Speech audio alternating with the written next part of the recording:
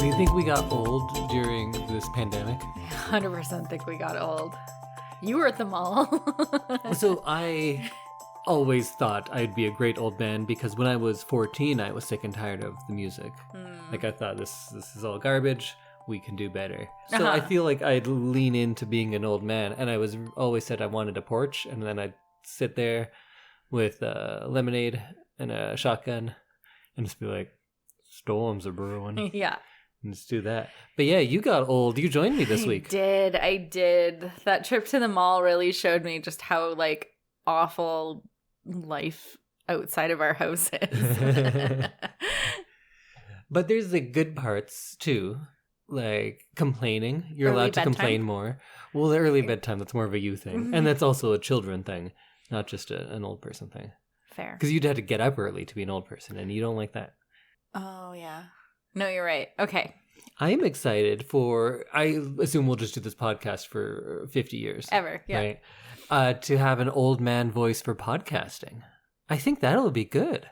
But all your old man voices have some sort of accent attached to them. Well, no, but it'll just be my voice by then. Okay. I won't have to be an old Southern gentleman. I'm kind of excited for when you turn into an old Southern gentleman. Nope. You start wearing white suits. Yeah. No, but if I have an old man voice, just a little. Oh yeah, I did get a little Southern. It always gets Southern. Anytime you do like an old man voice, it's always like a little bit Southern, which is hilarious. Maybe I'm just tired. Maybe Southern voice sounds a little tired. So I'll sound like this, and then I'll say things like, you know, the thing about the films of Clint Eastwood. Why are you so gruff? Because I'm an old man, remember? The thing about the films of Clint Eastwood is his career as a director mirrored both the best and the worst of American society at the time.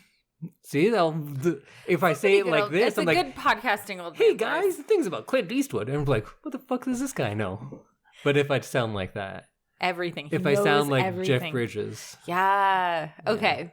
Yeah, you should definitely transition into that voice eventually. I'm working on it. Yet, at work on the phone, people always go, thank you, ma'am.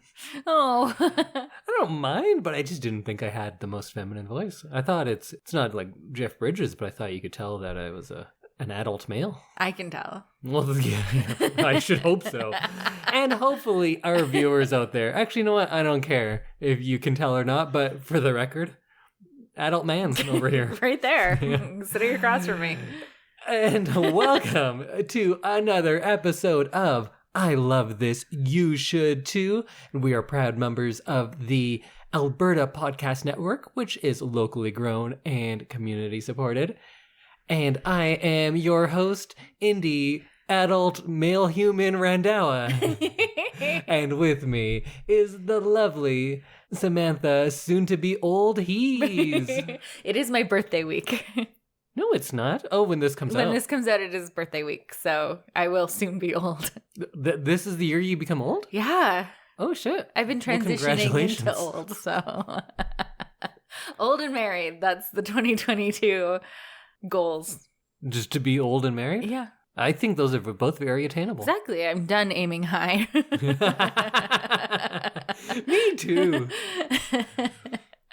If this is your first time joining us, how this podcast works is we take turns picking a movie, going back and forth. This week was my turn to pick a movie, and I went with Kiki's Delivery Service. Samantha had never seen it. We're going to talk all about it. And if you'd like to hear more of our Miyazaki movies, since we do one a year now, you can go check out our episode on My Neighbor Totoro, number 10 in our catalog, or go to number 100, where we talked about Spirited Away.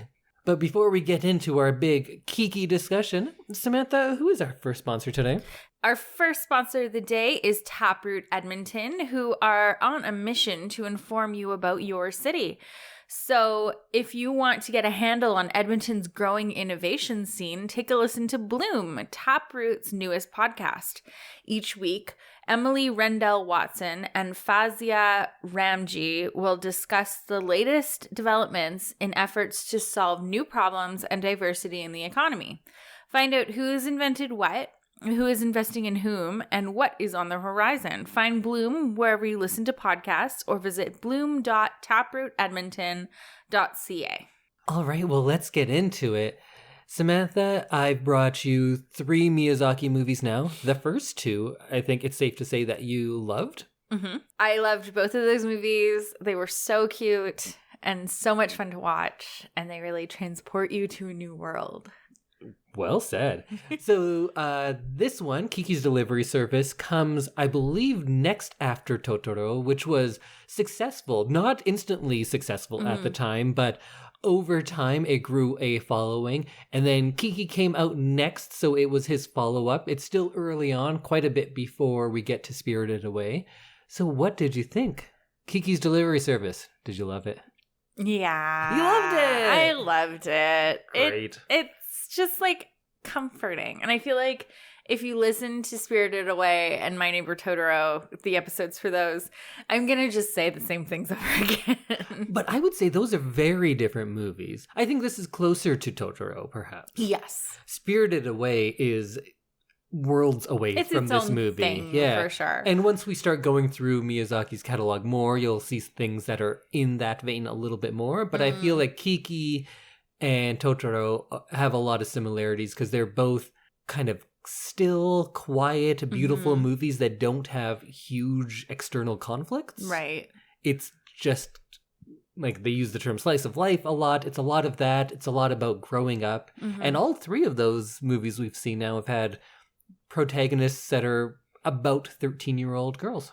Yeah. 12, 13, around there. Yeah, you had said in the pre-episode about that, like, coming of age kind of feeling where you're still kind of a child, but kind of getting into, like, adulthood. Yeah, the shoujo. It's like its own genre of Japanese manga. Oh. Of girls who are not quite teenagers, because there's, of course, a big market for teenage stuff.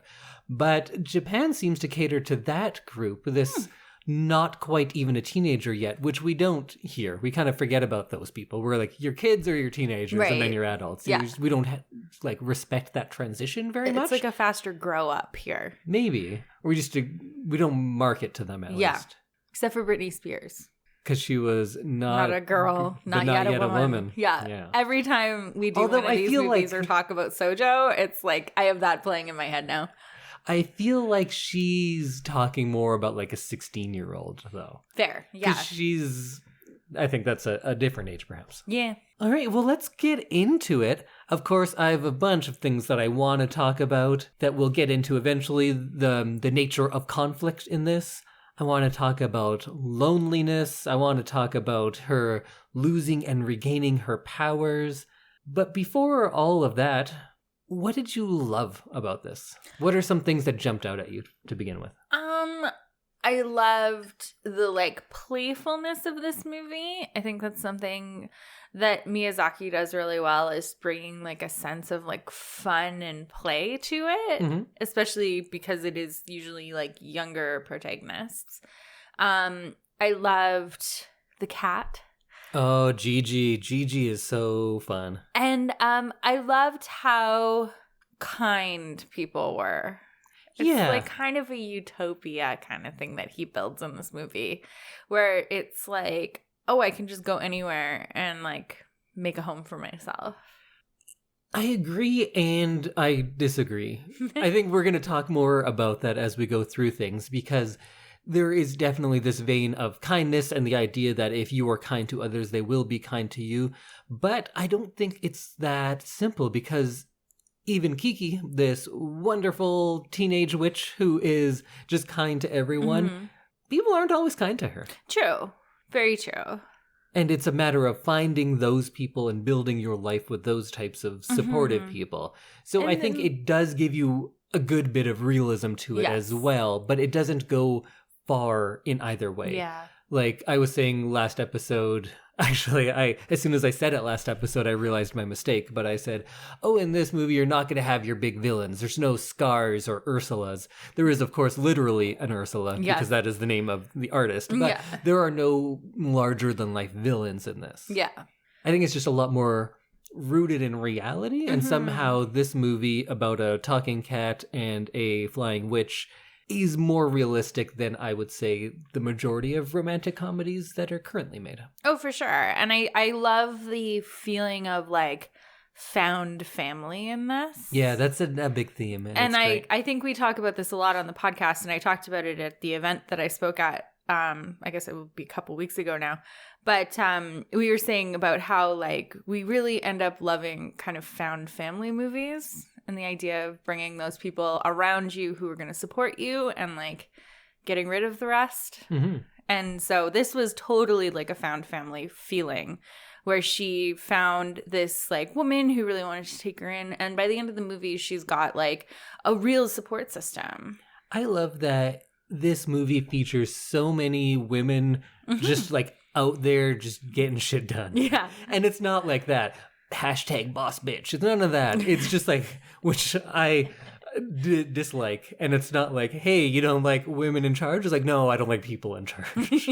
But like in this one though, they're out there, they're baking, they're building cabins in the forest where they sit around painting, they're making herring pie for their unappreciative grandchildren. Yeah. They're giving inspirational speeches about how you have to go out there and find your own inspiration. Yeah. It's not heavy. It's not like on the nose of a lot of movies where you're like, oh yeah, girl power. Mm-hmm. But it's so present in this. Yeah. And it's done in, like much of it, in such a realistic, thoughtful, and not heavy-handed way that it's more impactful. Mm-hmm. And sometimes you might have to sit and actually look at it to realize it, because a lot of this stuff is so subtle. Mm-hmm. But it's just something you don't see in nearly enough movies, and I love the job that they did of that here. Mm-hmm. And I like that there wasn't like the central story wasn't like a romantic interest. Yes. That boy, and I can't remember his name now. Tombo. He is like sort of portrayed as like a romantic interest, but at the same time he ends up just being a really good friend to her. Yeah, I don't know if he's portrayed that way or we just see it because we're like, oh yeah, a boy and a girl, that must be what's going on. I don't think there was much of that because she doesn't seem romantically interested in him. No. And he seems to just be interested in flying. Yes. I believe Tombo is a representation of Miyazaki himself. Oh, really? I'm not sure about that, but he is a total flight nerd. If you'll notice, and we'll get into it as we go through more of his movies, every one we've seen so far has featured flying pretty predominantly. Less than Totoro, but they do fly on a Totoro. Right. This one definitely, and there's a lot of flying. And pretty soon, maybe the next one we'll do is Porco Rosso, which is about a fighter pilot who is also a pig. Oh, okay. Yeah, so there's a lot of flying themes. And then it only gets bigger from there. Oh. So he is very interested in aviation, and I haven't quite reconciled what that means and how he portrays it and what he's trying to get across through all of this use of flight. Maybe by the end of this podcast, I'll have a thought on that. Sounds good. We should mention that we watched this time the Netflix version, which is the English dub here, and it is the original Disney one, which was done in 1997. We talked about this last episode, but the quick rundown, there was a first English dub. We've never seen it, don't worry about it. The 97 Disney one has some of the songs cut. Gigi is sassier. They added in some lines. And then there's a DVD one, which is closer to the Japanese one, but still that cast. And then I think the best one is the Japanese one. You got to see a little bit of the Japanese version that I was watching. What did you think of that? It feels different. It definitely feels less Disney. It's quieter. Yeah, like in it's a lot of quieter. places. It seems a little slower or like more subdued. I'd agree. Whereas the Disney version feels bigger and brighter and louder and like more Disney, I guess is the best way to put it. Because they did put in actual new sound effects for the Disney one. And I think the biggest change is the portrayal of Gigi, because now it's Phil Hartman who's like really going for it and being a sassier cat, while the original Gigi is a little more wise and timid, perhaps. Right, yeah. It definitely sets a different kind of tone for the beginning of the movie too, with like the louder, bolder Gigi. And you can kind of see, like, it felt like that's kind of where Kiki got her like courage from, was from this like zany cat. Mm-hmm. Yeah. I would say the same for the quiet Gigi, though. Okay. I don't think I've seen enough of the quiet Gigi to like really really know and be able to say like, oh yeah, no, totally, that's what's happening. But I definitely enjoyed sassy Gigi. Yeah. I love a sassy black cat. Mm-hmm. And Phil Hartman did a really good job of that voice. That would be one of the last people I would think of to do the voice of Gigi. Because Phil Hartman, I know him as a voice actor. Right. He's very good. I really like him. And it's a very strange choice, but I still love it. Yeah. It is an odd choice for sure. Because Phil Hartman was on The Simpsons. Yeah, he did lots of stuff. Right. He was big on Saturday Night Live. I think around this time he was doing News Radio, that sitcom. Okay. But he was both Lionel Hutz and Troy McClure on The Simpsons. Okay. And I think right after this, he was brutally murdered by his wife. I did not read that on his Wikipedia page, but wow. Yeah. I saw he died at 49, but I just That's assumed it was like Yeah. Did not think. I'm going to need to read more about that now. Mm-hmm. Well, we brought it down a little bit, but let's bring it back up. So let's start with the opening of this movie. And this is one of the few times we get to see her family, because it's really just in the beginning, and then we get the letter at the end. Right. And I liked how little bits of this opening, as small as it was, parallels what she's going to do later, like her father lifting her up to fly. And when she spins to show off her dress, her hair does the same motion that we will see later when she starts flying. Yes, yeah. I liked the whole family unit. It was very cute. And it was fun to kind of see where she comes from. And it took me a little bit to get my head around the idea that she was like leaving home at this age. But, you know, I got past it. It's a cartoon. But yeah, her mom seems super nice and like, you know, classic cartoon mom. Yeah, like, and her mom is a witch, of course, yes. And her father is not, because in this world, only women are witches. There's no wizards or warlocks or anything like that. And her mom is a potions witch, because every witch has a special talent. Ah, yes. Do you know what Kiki's is? No. Think about it. Let's talk about it at the end. Okay. I don't have, it's not like I have the right answer. Okay, I was like, this is a quiz now. Yeah, I love the position that witches have in this world. They're not unheard of, but they're rare enough that people are like, hey, look, there's a witch. I definitely enjoyed that, like, witches were just like a thing. Yeah. That people knew about. And usually in movies like this, children's movies, or really any movie that has a witch character, it's going to be a stand-in for some sort of racism or prejudice where people are going to not accept her, and then she has to save the day, and then like, okay, now you witches are all right. And that's not the case here. No, it's like pre-decided that witches are okay. Yeah, they're just another type of person. They're neither good nor bad. Yeah, it's like, oh, look, there's a cat. Like, it's pretty common, it seems like, and she has to go find a town that doesn't have a witch, but she's like, people know about witches, and nobody's like dropping dead in the street because she takes off on a broom out of shock. And I think most movies would resort to that being the central conflict, is people hating the witch, and she has to overcome that with some sort of charm. But here, like, the worst thing is the cop tries to give her a ticket for disrupting traffic. Yeah. Which, fair. She kind of was. Flew into a car, basically, and, like, messed some people up. I love the physics of her flying, like, especially early on when she's kind of just, like, bouncing off at things and kicking off with her legs. Because she's just not good at it. It reminds me of, like, learning to ride a bike. Yeah, it seemed dangerous. Yeah. In a lot of movies, flight is just... it doesn't have the impact because people just fly. This is kind of off topic, but Stan Lee, who invented Marvel Comics, he made a point of that because he didn't like how in DC people just fly. Right. Superman just flies. Just like one day. How's he flying? Oh, I'm in the air. And it doesn't have the impact. So that's why Spider-Man swings on webs. Thor throws his hammer and is being pulled by the hammer. Oh, yeah, okay. Silver Surfer has a surfboard. Nobody just flies in his world. And I like that here too.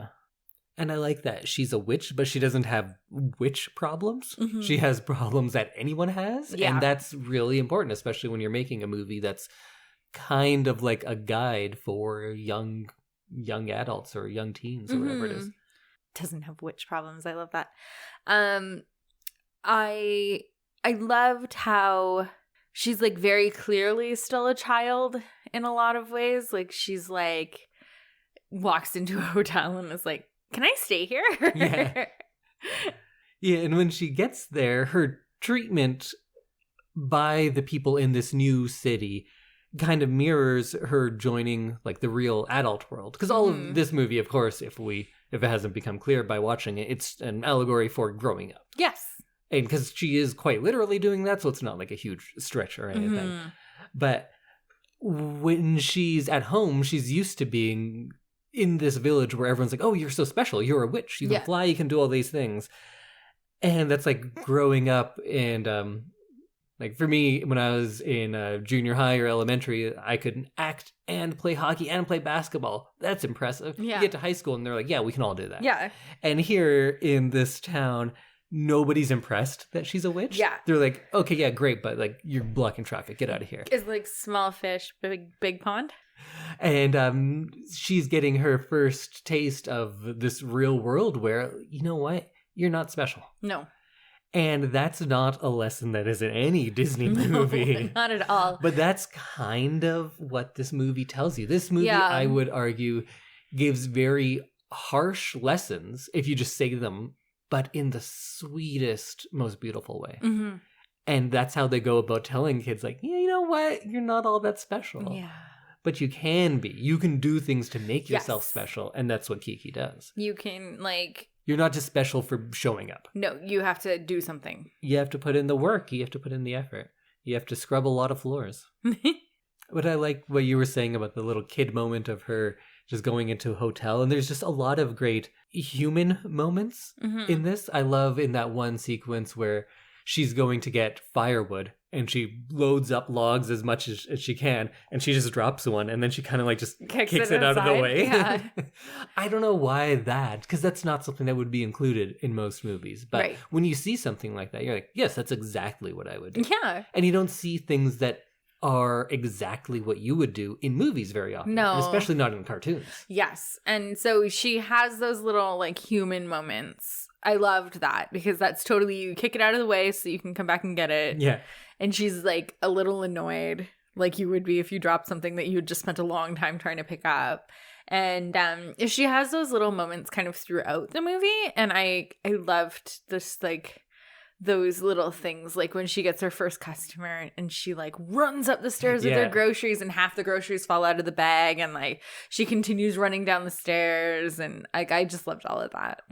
We said a lot of that in Totoro as well. Miyazaki's just good at knowing how kids actually act. Mm-hmm. He captures childhood in a much more truthful way, I feel like, than a lot of other filmmakers Right. do. Something as simple as when she goes to the bathroom and then she sees the baker, like the male baker, who I don't even know his name. He only has like one line, I think.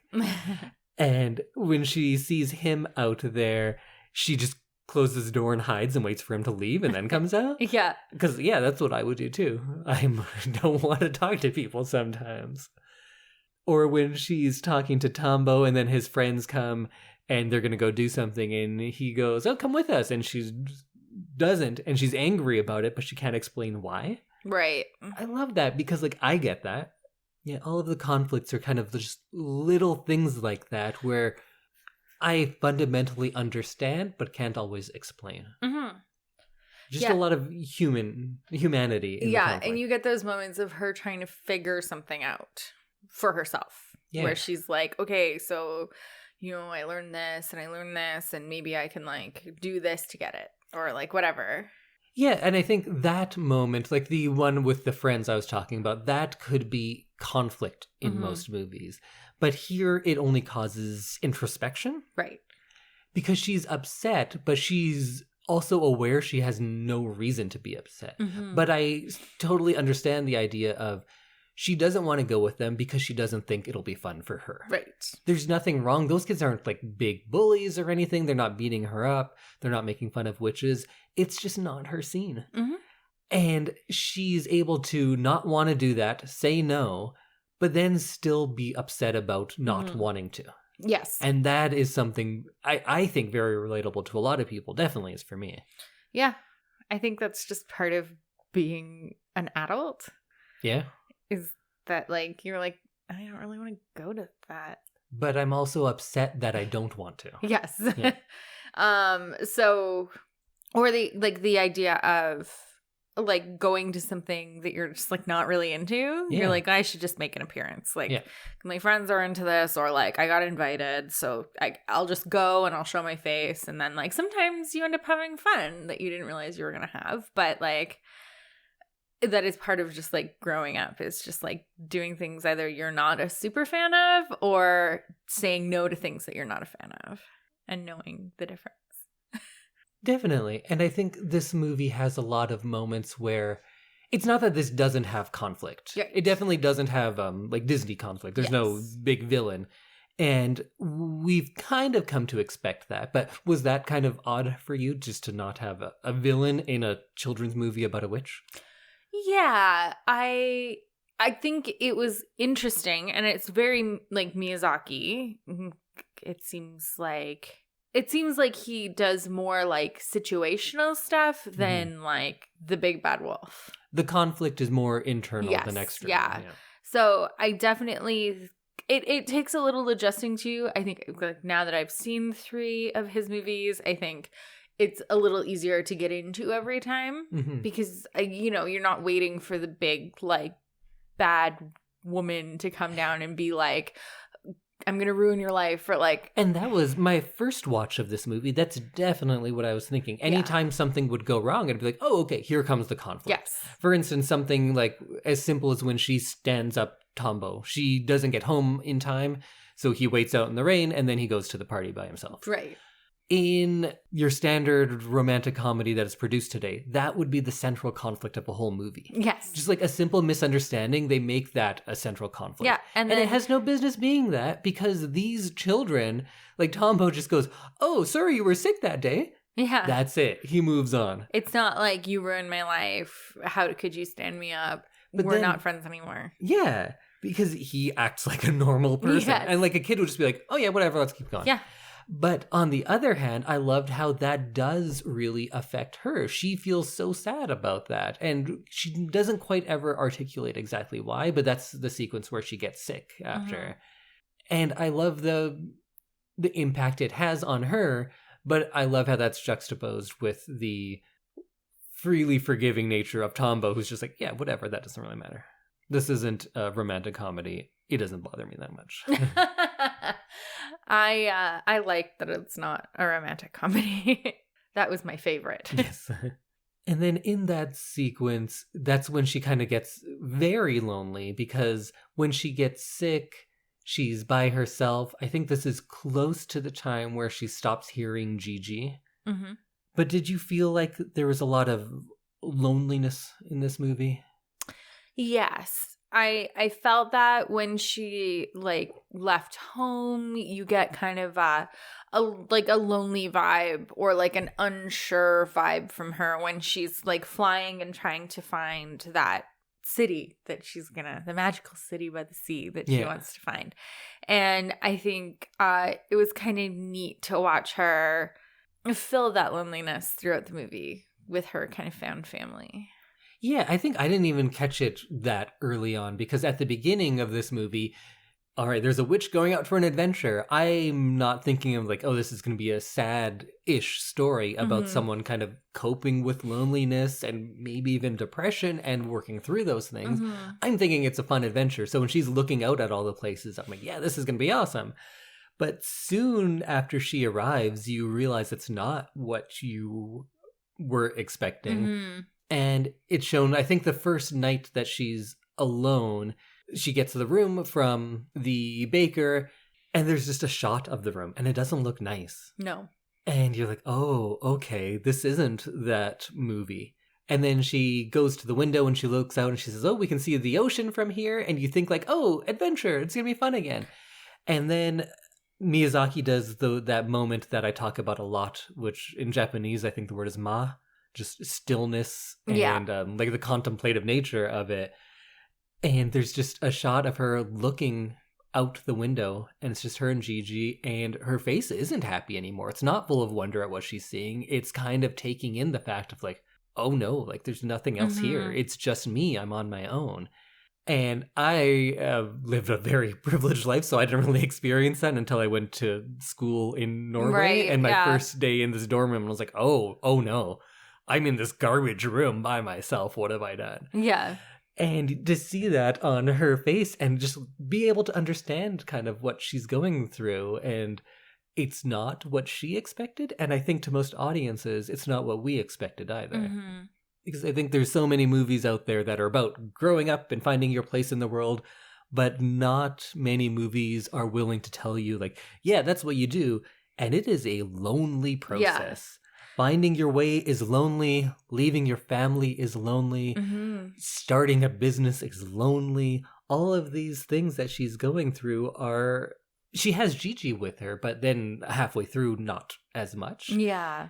And she has to do all of this sort of stuff on her own. It's definitely, like you said, when you went away for school, I think I had that the first night I stayed in my condo by myself. I was like, what do people do? I'm like, I guess I could have like another glass of wine, but like what do people do? I just remember walking around and being like alone for the first time and just being like, I don't get this. This kind of sucks. Like, being alone is the worst. And that first night, Gigi even says, like, oh, we can always go somewhere else, because Gigi can read the room and know, like, oh, this isn't going well. Yeah. And she just lays under the covers for what in a movie seems like a long time. Yes, yeah. And then she just says, like, no, we're going to stay here. Yeah. I think we need to stay. Yeah, I love that resilience and the fact that it's not a, you know what, we can do this.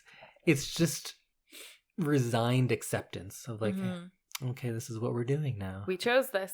And that is not the most glamorous lesson to teach children, but it is a necessary lesson. It is. It's totally a necessary lesson. And I think it's a lesson that everyone learns eventually.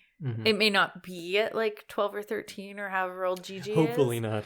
But it's a lesson that people get, you know, throughout their lives. There's a few lonely moments that really stuck out to me, if you'd care to hear. I would love to hear. I love a lonely moment montage. I love when she's sick and then she calls out and she goes, Osono. And then she goes, what do you need? And Kiki just goes, never mind. Because she wants someone, but she also doesn't want to trouble her, is how that kind of feels to me. It's one of those moments where you just kind of need your mom. Yeah. That's exactly what she needs, and she doesn't have one. And she kind of has this stand-in, because Osono is like the mother figure. Looks like she's painfully pregnant. Yes. And so you get that kind of mothering from her, which is nice. Like, again. But Kiki's trying to avoid it. Yeah. She's trying to grow up. She's trying to be that adult witch who lives out on her own and runs the town, or is the witch for that town. And I loved after she says she doesn't want to go out with Tombo's friends, and then she has to walk home. And it's such a sad walk. And she says, I think it's at that point where she says to Gigi, something's wrong with me. I feel like such an outsider. And there's just single lines in this movie that are just heartbreaking, but they just like move on. Yeah. And it's not treated as like, oh no, look how bad this is. It's just a very happy, well-adjusted person who has these moments, right? And I know now we try very hard. I read a lot of YA fiction for work, and we try so hard to put in like, oh, all of these things are normal, mental health, we're really going for it. This movie is doing a better job of all of that than pretty much anything. Oh, 100%. And I think this is something we've talked about quite a bit. And I was telling like my mom about it, and like how talking about mental health is so important, and how it's only becoming a thing like now. Yeah. For people but to Miyazaki was doing it in 89. Exactly. But for people to share and for people to like go and ask their doctor for something because they're like, this isn't normal. Mhm. I don't feel regular. So let's do something about that. And so this is such a huge thing to be doing in 89 because it wasn't a thing back then, really. So 89, I'd argue, is also the Disney Renaissance. It's when that starts. Yes. Because that's when Little Mermaid came out. Right. And I think, of course, Miyazaki and Disney are always compared. Well, I guess Ghibli and Disney. Because Miyazaki, though, is, I think, the best because he writes and directs all of his own stuff. Yes, And he does so much of it. But it's interesting that it came out the same year as Little Mermaid. Little Mermaid, I'd argue, probably looks better. Mm-hmm. It had a way higher budget, so that helps out. Yes. And they're both about young teenage girls kind of getting out into a new world by themselves. Mm-hmm. But when you look at them thematically, and don't get me wrong, I love The Little Mermaid. I think it is fantastic. Little Mermaid fans.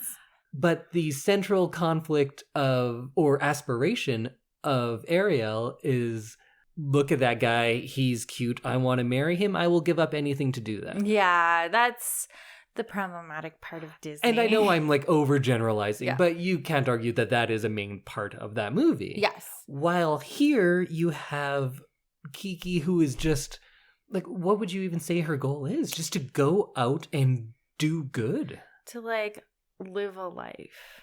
To find her life. That's her goal, is to kind of find her life. And find out what her special witch skill is. Yes. Which I still don't know what it is, because I don't know either, but they made a point of it being like a thing. Yeah. Every witch has one skill. Yeah. The snobby witch does fortune telling and like love fortunes. Yeah. And her mom does potions for arthritis and such. Which I think is awesome. I also love that the things that they do as witches aren't like big, huge magical spells. It's like, I'm going to make you a tonic and your body won't hurt as much. Yeah.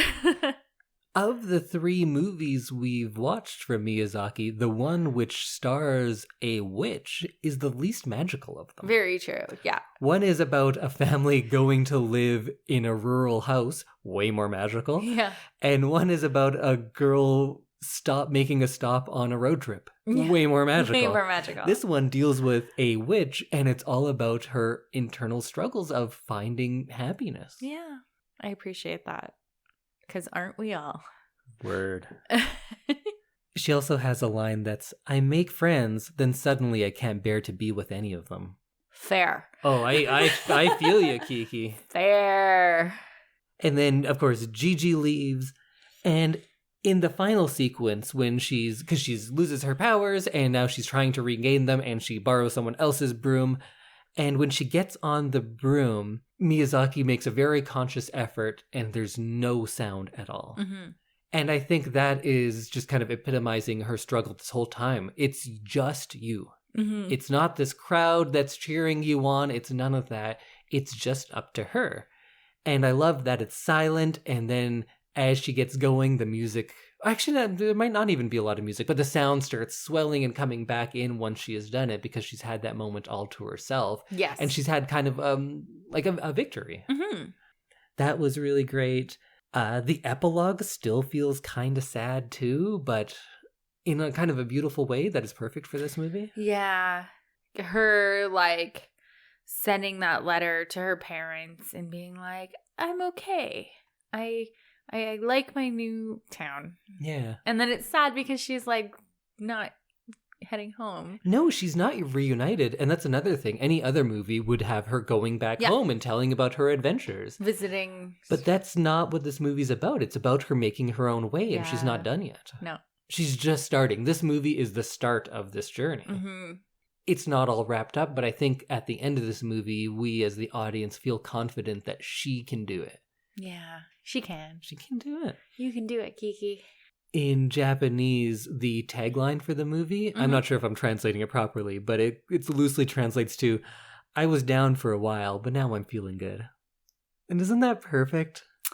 That's so nice. Yeah. Because, like, aren't we all? Again, aren't we all? Well, I got half of it. I'm working on the second half. Soon. One day.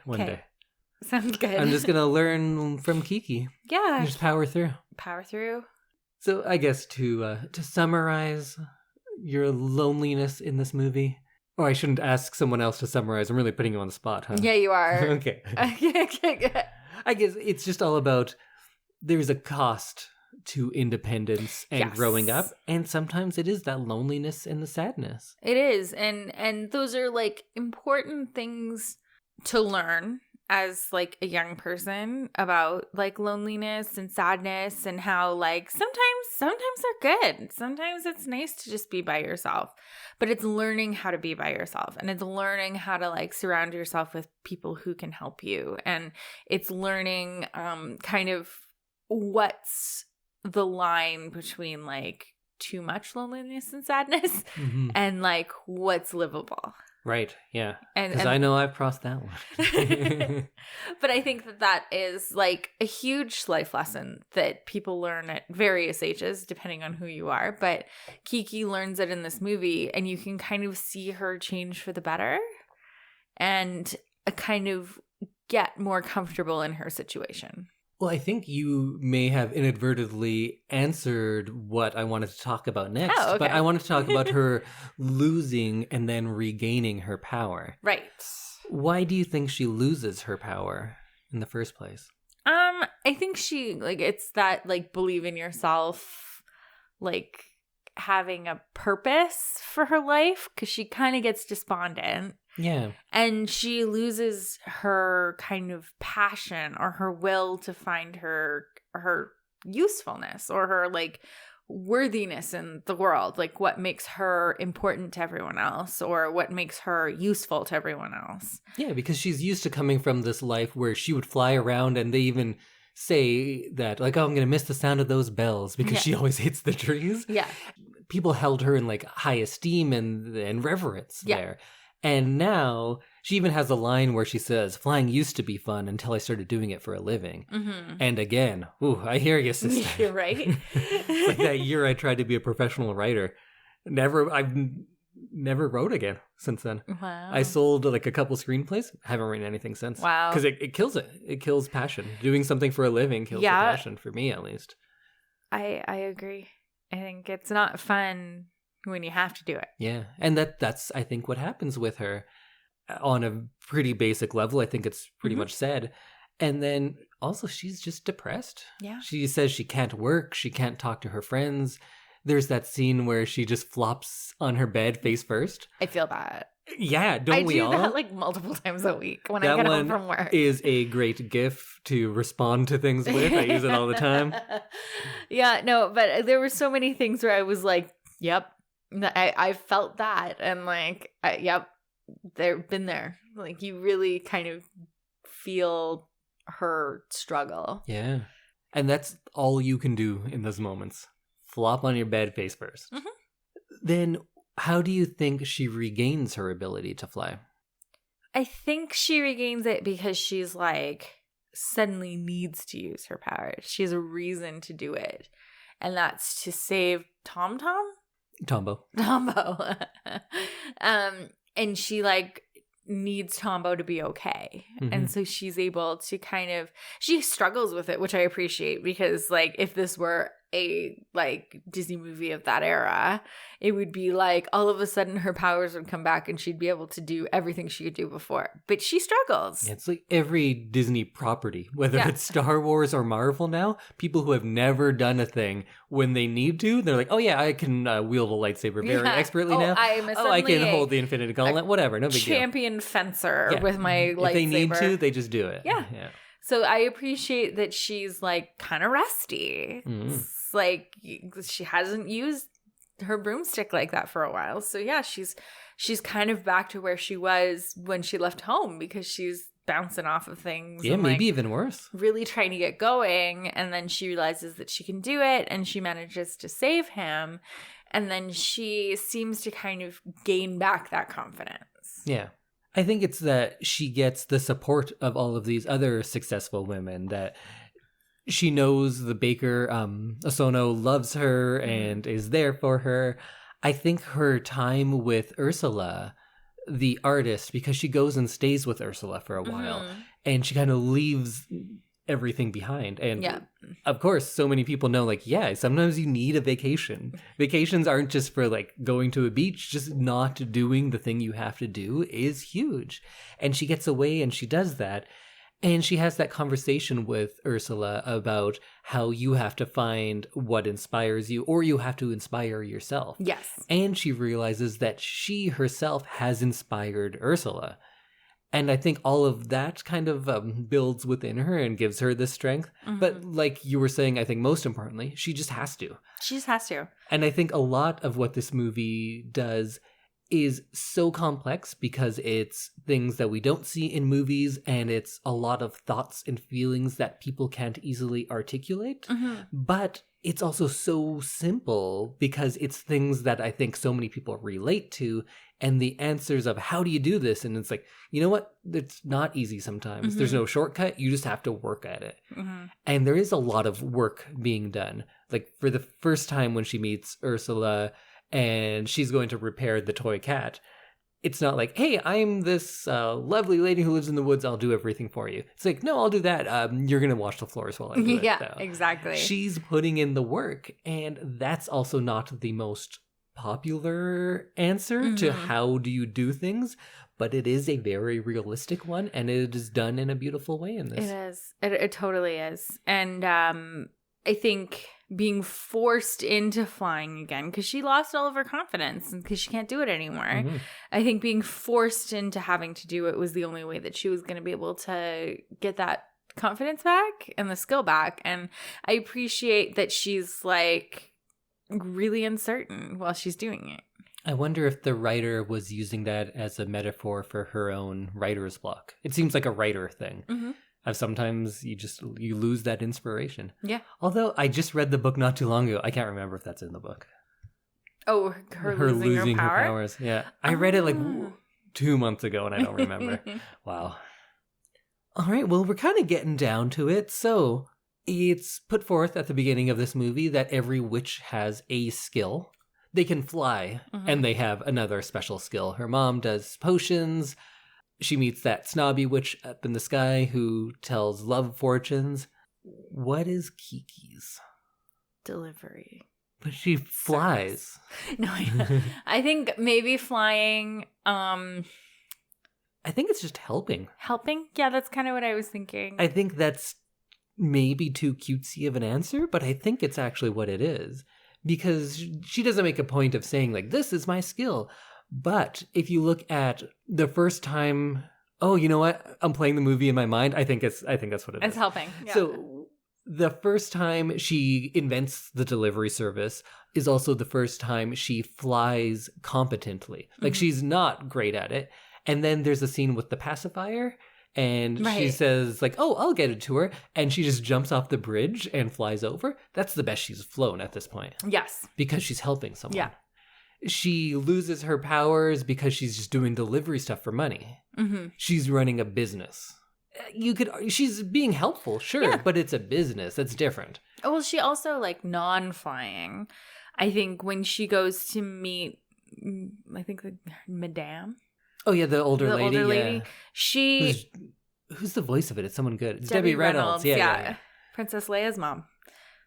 But I think when she's like, even when she's not flying, she's helping this older woman out, trying to light the stove and help her bake the pie so she can make the delivery. Definitely. And she's doing all sorts of stuff for this woman for like free of charge, basically, just because she's like, well, we need to wait for the pie to bake. Yeah, she's definitely helpful all the time. But I think in those couple instances where it's linked to her powers and it shows that that's what brings out the best in her powers, is Miyazaki saying like, no, that is her skill. Right. Because that one instance where she jumps off the bridge and then she can't fly that whole time when she just wants to. But then when she needs to help Tombo, she can do it. Yeah. Because I think helping is her power. Helping. I agree. Right? I think that's not a stretch. I think that's the best. Like if she's in service of others, she's good. Yeah. And maybe her mom was a bit of that too. Because she's not making potions for just anything. She's helping out an arthritic woman or something, right? Senior witch. Yeah, we didn't talk much about she's just credited as Madame. Yeah. But I liked all of that too, because we get to see a lot of the good side of Kiki. Well, it's all good side, but like when she takes that herring and pumpkin pie all the way to that granddaughter, and the granddaughter doesn't like it. It's a much more complex way to get us to like Kiki. If Kiki had made it the pie and the girl to her face was like, no, this is garbage, get out of here, we'd be like, yeah, that girl's a dick, whatever. That's a simpler way to do it. But the fact that Kiki feels bad for someone else, she's empathetic, and it makes it easier for us to empathize with her, I think. I think that's a really clever little thing that they did there. Yeah. Oh, totally. You get that from just like the look on her face and how she's like begrudgingly finishes the job because she's like, well, this person is awful. Yeah. But she's like, but I'm doing this for someone else. Yeah. And it's my duty to like finish it. So she does. But yeah, that kind of showed how she kind of changed throughout the movie and was like very much more in service of others than she was in service of herself. And I love that the end of this movie isn't a success story of like, she has the most popular business. That doesn't really come up in that like end montage. No. What we do get to see is her with friends being happy. Yeah. And I'm so thankful that that's where this movie went, because I think a lot of lesser filmmakers would be like, look how great her business is now. She's making all this money and everyone loves her. Yeah. And it's not that everyone loves her. It's that she's doing fine. She's doing well. Yeah. And she helps like Madame because she has a very ungrateful like granddaughter basically. Yeah. And she ends up being like what Madame needs, which is like a helpful young granddaughter type of person in her life. Although she does have that kind of assistant lady with her who's riding the broom. Just remember that? I love that scene. It was weird how into the dirigible crash she was. Yeah. She loves chaos, that woman. Yeah. Some people just want to see the world burn. Were there any moments in this movie that made you emotional? At the end, like when she really seems to have like found her place. Like in that little epilogue montage? Yeah, when you're like watching her family be happy because she seems to be happy, and she's written this letter and she's like kind of going about her life at the bakery and everything. And I think that was definitely like a sweet moment to kind of end on. And just in case you out there don't know, when the credits start, don't turn it off. No. There is a kind of mid-credits sequence that is a whole like a Marvel epilogue. Movie. Yeah. So make sure you watch that because it's important. Yeah, there definitely. I loved when she gets the cake from the old woman. Yes. That one got me. I don't know why that made me so emotional. Sweet. It was so sweet when she's like, well, you have to tell me your birthday so that I can like make you a cake. Because she hasn't experienced a lot of kindness. Yeah. There was Osono, those three women, really. Osono, Ursula, and the Madame. The Madame sounds like she runs a brothel. Yes. Madame. She's wearing like thigh-high latex boots or something. Oh, I didn't think that. I thought she was like an old-timey Southern belle still, but she runs like a classy brothel. Oh, okay. Yeah. She'd have like a big crinolines and hoop skirts or whatever. Oh, okay. I was thinking like dominatrix Madame. Oh. What were we talking about? I don't know. Oh, her like... Oh, the cake. And how sweet that was, because she goes out of her way to help all the time. And she was kind of burnt out on that because she probably wasn't getting a lot of help herself. And how appreciative she was. And that's in stark contrast to how appreciative the woman's own granddaughter was. Yeah. And I think she cries. Yeah, I think she does. Kiki cries because she's so happy that someone made her a cake. Yes, and she gets to finally like feel a little bit of love and a little bit of acceptance and some family kind of love for her. Yeah, and that's exactly what she needed because no one was giving her that. Yeah. I remember when I moved to Korea the first time, and I didn't know anyone, and the people I did know, there's a bunch of jerks. Oh, that's going to sound bad because one of my friends will probably hear. I was like, well, I wasn't a jerk. Not you. The people that yell at me on the street all the time. Yeah. But my friend Robin, her mom would always send her fruit to give to me. Oh. Like, oh, make sure Indy's eating well. And I called her my Korean mom, and she'd always look out for me and gave me fruit. See? And I remember it always. If you don't know, you probably don't know this about Indy, but Indy loves a good berry. Oh, I love berries. And some fruit. That's like a cake to him. Yeah. He also loves cake. That's true. Like, fruit is everyday cake. Other little cute things I really liked was when she's out on a delivery, we cut to the bakery, and the baker, the husband, is pacing back and forth, worried about her. Yeah. And then he sees her coming, and he runs to the back to pretend that he wasn't worried. Yeah. And then when Kiki arrives, he comes out to pretend like, oh yeah, no big deal. Yeah, and then hey, Kiki hugs him, and you can tell that he's like oh no, but he's loving it. He's like, he's ready to be heart. a dad. Yeah. I love that guy too. I loved, like, he doesn't say a lot, but his, like, whole body language and everything. Yeah. It's very, like, he's ready to be a dad. He's like a good guy and a good baker. That's what you know about him. And I love also at the end, I think it's in that montage where she's walking down the street and then she sees a little girl dressed like her. Mm-hmm. That was super cute. That was super sweet. Because I like the balance they find. It's not everyone celebrates her, she's the best, you're the new hero of the city. Mm-hmm. But people respect her and somebody's looking up to her. Yeah. And that's pretty great. No, I love that. That's the ending of this movie was really wonderful because you get the closure on it that you need in like a children's movie. And you get to kind of see her just come into her own and like relax in her environment. And then also be sort of celebrated. This little girl out there who wants to be her, which is great. That's a great feeling. And yeah, so I'm happy with the ending of this movie. Oh, and there's one thing we didn't talk about is about how she loses the ability to hear Gigi. Yeah. Why do you think that is?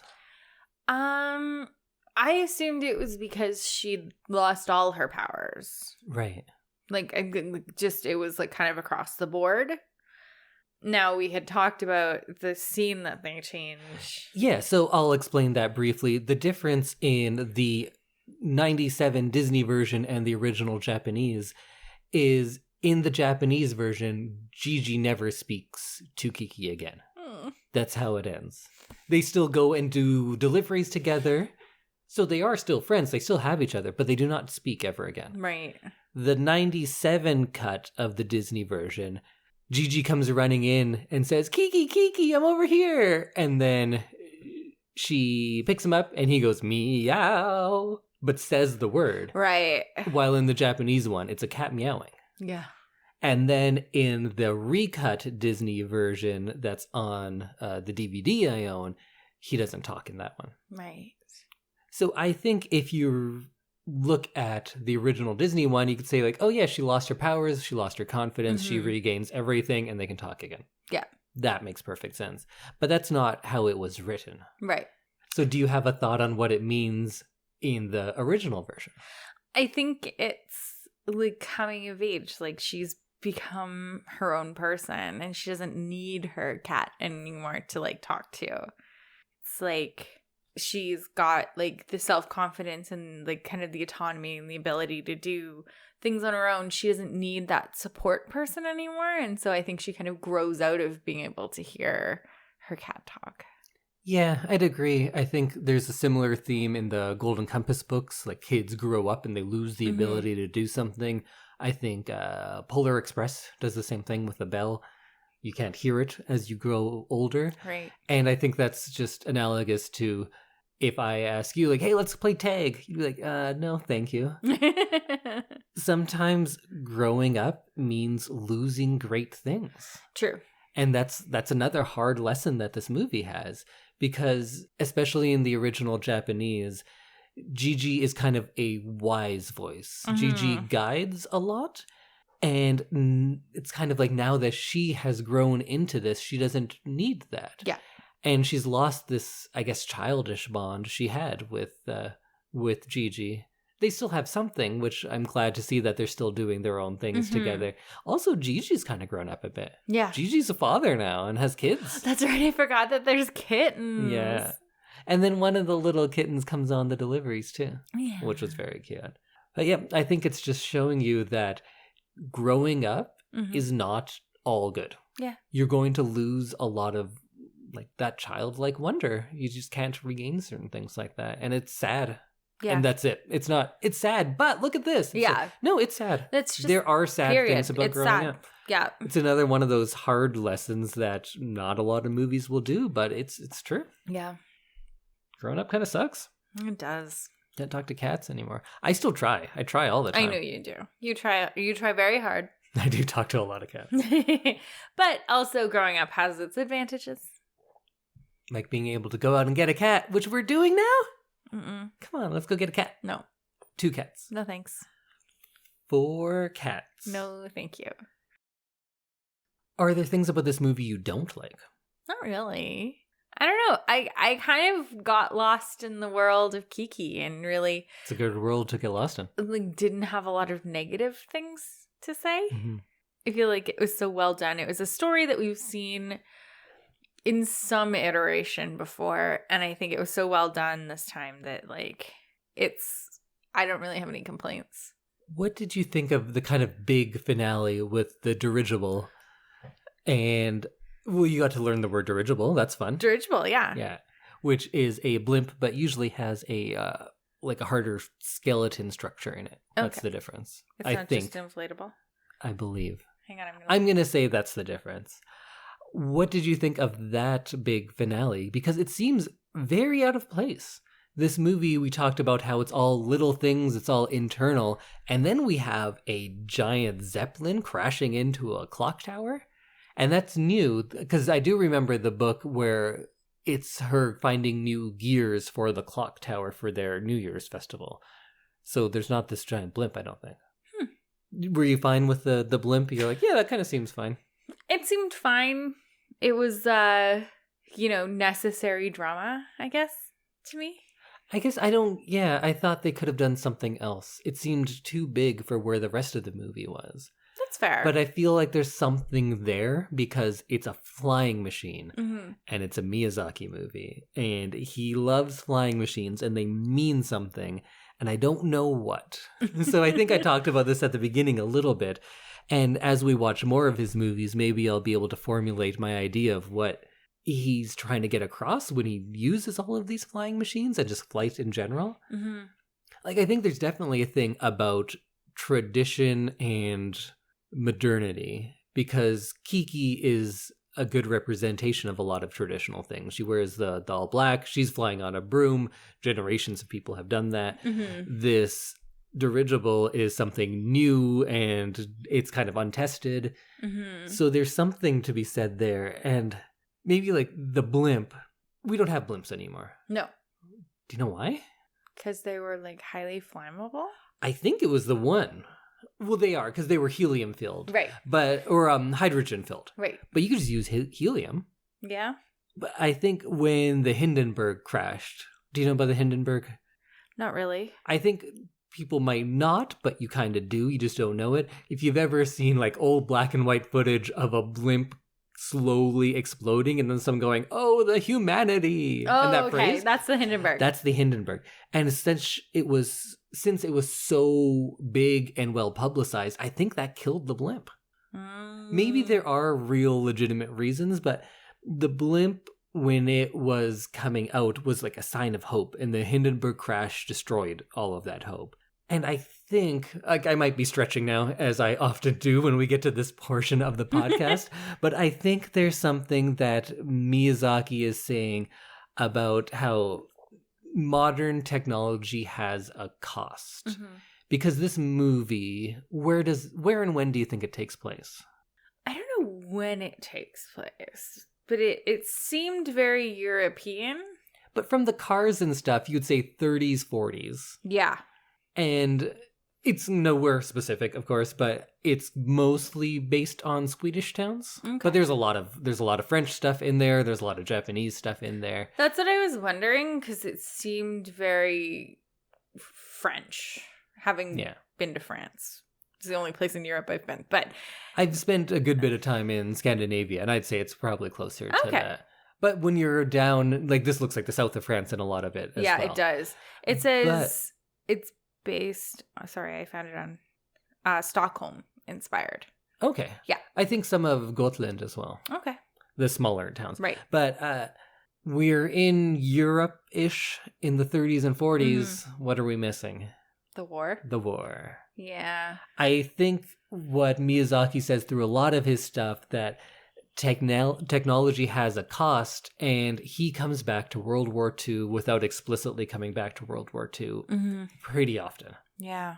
Because he often creates worlds that are at that time or around that time. With Porco Rosso as well, we'll get into that. And there is no World War II.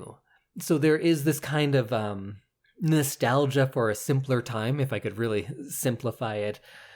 He's longing for this innocent past that perhaps never was, or that could have been if not for all of these other things. And it's kind of a reconciliation of a lot of those things. And Flight in his movie seems like an example of both the successes and failures of modernity or technology or whatever you want to say. And Kiki's kind of like a balance between a lot of those qualities, because she does the traditional stuff. She wears the black dress, but she wears this bright red bow. Mm-hmm. When she's helping the madame, she's using like, oh, you should use the old wood oven. That's the better way to go. And the madame's like, oh yeah, why don't I use the wood oven? Yeah. She is a symbol of tradition a lot of the times. Right. And this dirigible is this new encroaching modernity and a faster speed and a newer life. Yes. And it goes wrong. Yeah. And yes, I believe I am stretching, and I don't think this is what Miyazaki really meant, but he is someone of his age who is Japanese, who has a strong bond with people who designed aircraft that were used in the war. And now we see him having a traditional, well-meaning girl saving people from technology gone too far. Whoa, man. And I think if we start getting into things like Porco Rosso and The Wind Rises, which is about the designer of a plane which was used for war, which is not what the designers want, of course. Right. I think those themes come through. And maybe he didn't even mean it. Maybe it just came in there. Maybe he's super smart, and I am too. Probably not. I'm probably looking too far into it. You're very smart. Thank you. But I think I'm probably grasping a little too much at this. But you can kind of see those themes coming through, I think. Yeah, I could see that. It's definitely not a stretch. I think it is a stretch. Not I think huge, if I like stretch. Although I think if I watch the movie again with this idea in my head, I think I could back it up more. I think so. But I feel like you can do that with a lot of things. That's very true. If you go in with a goal, like, oh, I'm going to equate this to the war, then... Oh, that's a dangerous game to play, because you're like, oh, well, that clearly, and that clearly, and that clearly, and you're just like, you can put any lens on It's like that Shining documentary where everyone's like, oh yeah, this is about the moon landing. Oh, this is about the genocide of the indigenous Americans. Right. So if you go in with like a certain goal in mind to find it, you're going to find it. Yeah. Because you're going to work hard enough, and you're going to bend your mind in ways that like, it may not make any sense, but you're going to go in and you're going to be like, oh, well, clearly this is an allegory for becoming a woman because like in a war-torn country. Yeah. Like it's not, but it's it's easy to see that if that is your main goal. Yeah, definitely don't come up with your idea first and then see how the movie backs it up. Yeah. That being said, I really want to rewatch The Wind Rises, which I did not give full attention to because it's a Miyazaki, but it's like a kind of romantic biopic. Oh. So interesting. He goes to some very fun places, and I'm excited to continue this journey of showing them to you and kind of rediscovering them a second time. It's always like a fun watch. Yeah. Oh, one thing I forgot to mention that I think we should. Yes. Jeff the dog. Remember Jeff? Jeff the dog? The dog that has Gigi. Jeff the dog? You don't remember Jeff the dog? Why do I not remember Jeff the dog? There's a dog, and I think it's hilarious that his name's Jeff in the English version. It might even be that in the Japanese. No, I didn't Remember when Gigi pretends to be a toy? And then the dog is picking him up? Yes, that's right. We actually rewatched that scene. We did. About 2 hours ago. I'm sorry.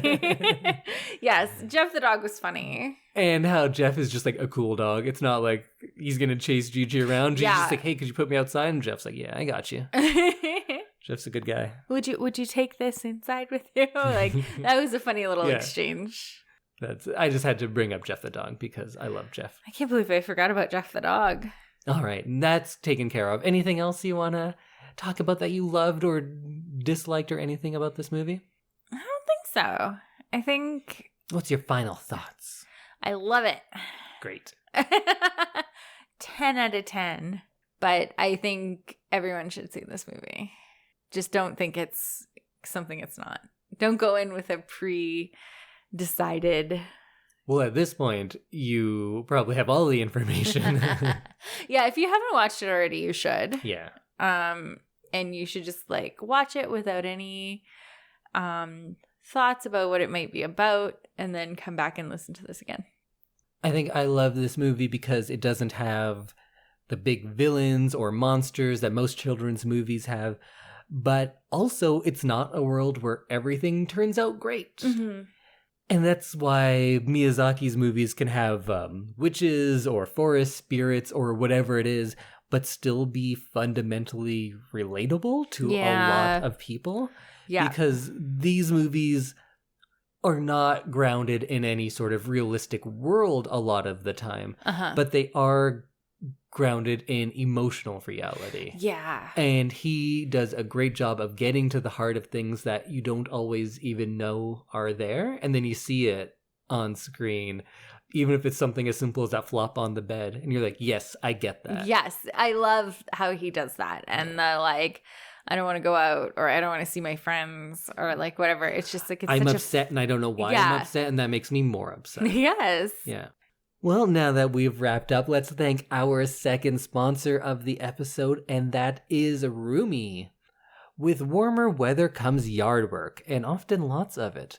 You need to prune your trees and shrubs, clean your eaves troughs, replace those drafty windows you noticed over the winter, or you can call Rumi to take care of all your outdoor and indoor spring home maintenance while you fire up the barbecue and relax. So visit rumi.ca, that's RUMI.ca, or call 1-844-777-7864 and let Rumi's trusted local experts take care of your yard, so all you have to do is enjoy it. I think we're at the end of our discussion on Kiki's delivery service, and we better end it before Indy comes up with more theories on what the movie's about. So you can join us again next week when we do our end of season award show. Yes, every 50 episodes or so, we review all of the things we had been talking about those last 50 episodes and give out awards. Yes. Some categories like Best Animal Friend. Best Animal Friend. Oh, yeah. That's my favorite one to do. Best Friend. Oh, Human. Human Friend. Who would you want to be your best friend? Yeah. Most Delicious Food. Most Delicious Food. And then some of the normal ones like Best Film, Best Actor, Best Actress. Which world would you like to live in? That's my favorite. That's a good one. Yeah, so we'll see you next week for our big awards episode. And this is probably a fitting episode to thank Japan. Yes. Because we get a lot of Japanese listeners. Thanks, more Japan. than most. I think it's Canada, US, and Japan are our big three. And they keep coming back, so thank you. Thank you. Whoever you are listening there. Arigatou gozaimasu. What he said. And we'll see you next week for awards. Get your ball gown. Get your acceptance speech ready. Are people gonna come here and accept them? I hope not. I hope Jeff the dog comes and gets his Best Animal Friend award. Oh, me too. What a good dog he is. Okay, we'll see you next week for awards night. Bye, everyone. Goodbye.